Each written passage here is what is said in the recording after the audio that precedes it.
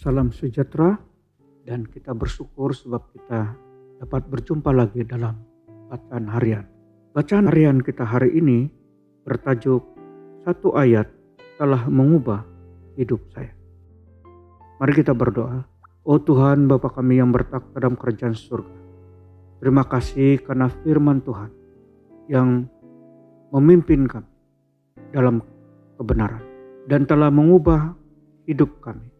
Karena firman Tuhan itu adalah pelita dalam perjalanan hidup kami dan menerangi kehidupan. Dalam nama Yesus Kristus saya berdoa. Amin. Ayat bacaan kita hari ini terdapat dalam Matius pasal 7 ayat 18. Ayatnya berbunyi demikian. Dari buahnya lah kamu akan mengenal mereka. Ya, memang benar. Satu ayat telah mengubah hidup saya. Sejak dari zaman belia lagi, saya habiskan masa jaga saya untuk mencari kebenaran. Sebagai seorang Katolik muda, saya mencari Tuhan dengan pergi ke misa dan menyambut perjumpaan suci setiap hari semasa tahun senior saya di sekolah menengah.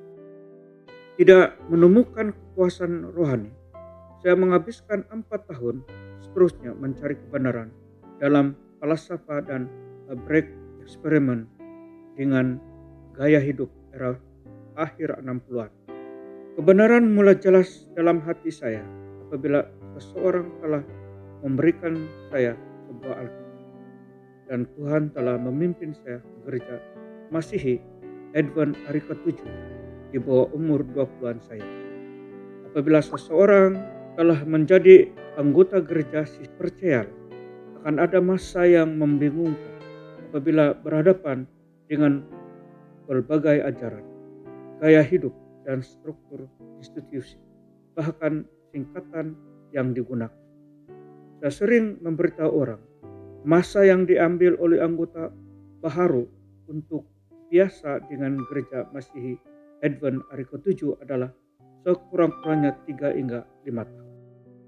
Beberapa tahun dahulu, saya telah diundang oleh seorang anggota gereja untuk menghadiri persidangan selama 2 hari di Loma Linda bersama dengan ramai pemimpin daripada jenama Adventisme tertentu. Walaupun saya menghadiri persidangan itu dengan harapan yang boleh melegakan pikiran saya yang masih belum jelas tentang iman, keselamatan, perbuatan, dan yang seumpamanya dengannya.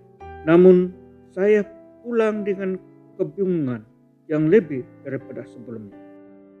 Kemudian pada waktu itulah saya bertekad untuk kembali kepada asas dan mempelajari kebahagiaan sejati bersama dengan anggota gereja saya dalam perjumpaan doa malam Rabu.